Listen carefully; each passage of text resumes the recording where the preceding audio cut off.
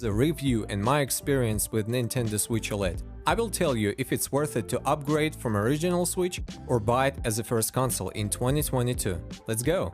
First of all, I want to say that this Nintendo console is finally a great balance between portability and stationary gaming. You know, I bought a Nintendo Switch Lite first, and before that I was a PC gamer, and I liked the portability, but I still missed an option of playing on a big screen. So I tried the original Switch, but I ended up playing it only in a docked mode. You see, original Switch is bulky, and the screen is not that bigger than Switch Lite. So when the OLED came out, I thought that maybe it's finally my console of choice. And yeah, it's fantastic. It feels as it should, 7-inch screen almost as large as the console itself. The console is bulky, but now justifiably. The screen is still 1280 by 720 pixels though. The image is less sharp, and some games that suffer from low resolution may look even worse. But you forget about it when you see this striking contrast, true black and vibrant colors. Some games now feel different, and it can make you revisit old games and finish ones that you haven't finished before. That's how awesome this screen feels like after other Switches. Here you can see for yourself, colors are way better, and some games are highly dependable on it. Dungeons look as dark as they should, and horror games are now more scary. Now, the second thing that I liked so much, because I actually started to use it, is a kickstand. Now you can adjust your console to any angle, and because it's metal, it feels robust and reliable now. And of course you can use it on soft surfaces now. Not only the kickstand, but the frame around the screen is also metal now. And because of all this console feels more premium, whereas original Switch and Switch Lite feel more like a toy. So just for those two upgrades, you won't regret the purchase. But there are more improved details that may justify the upgrade from the original Switch. And it's an increased storage, improved Wi-Fi connection, improved speakers, and the new good-looking dock station. Now it has a LAN port which you may need for a stable connection during online sessions. Also, the new system on chip and faster memory, and of course improved battery life.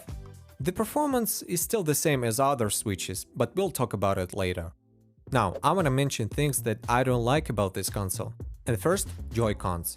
Nintendo doesn't want to admit that drift issue, maybe because they want to avoid the lawsuits or something else. In fact, these are the same Joy-Cons. They still drift and wiggle, and the console still doesn't feel solid enough because of it.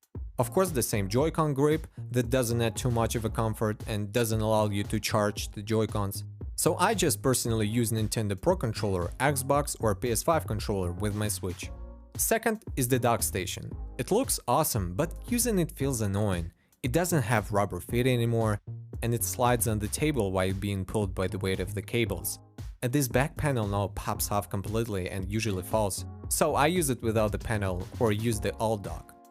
The main thing that is disappointing is the performance, and it puts the Switch to shame. The system on chip is NVIDIA Tegra X1 Plus that is being used in second revision of Switch and in Switch Lite, and is just an updated NVIDIA Tegra X1 from original 2017 Switch. There is no difference in resolution or frame rates in games. Maybe 5 years ago that was enough, but now the game library is way bigger, and some ported games are just unplayable. I'm not asking a lot, but I would love to play at least Nintendo exclusives in 1440p or 4K. By the way, almost half of US households already had 4K TV in 2021, so come on, Nintendo. Another problem which also applies to other Switches is the price of the games. Some of them have a hefty price even after 5 years since the release, and you don't see that much of a sales on Nintendo Shop. Maybe because the new console performs the same as a 5 years old one, who knows? Anyway, my final thoughts. Although Switch OLED has some downsides, it is the perfect Switch. Yeah, there is a Steam Deck and other more powerful consoles, but nothing as unique as Nintendo Switch. Nothing except it will allow you to quickly pick up the console from a TV and continue playing in handheld mode. Nothing will allow you to share the game with your friends and family, not only at home but also somewhere outside.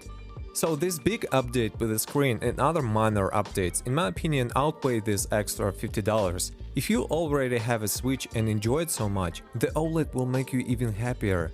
Upcoming Nintendo console might be tempting, but look at the release date of Nintendo Switch. New one may come out only by the end of the next year. Anyway, decision is up to you. I just wanted to help. That's about it. I hope you liked this video, stay safe, and see you in the next one.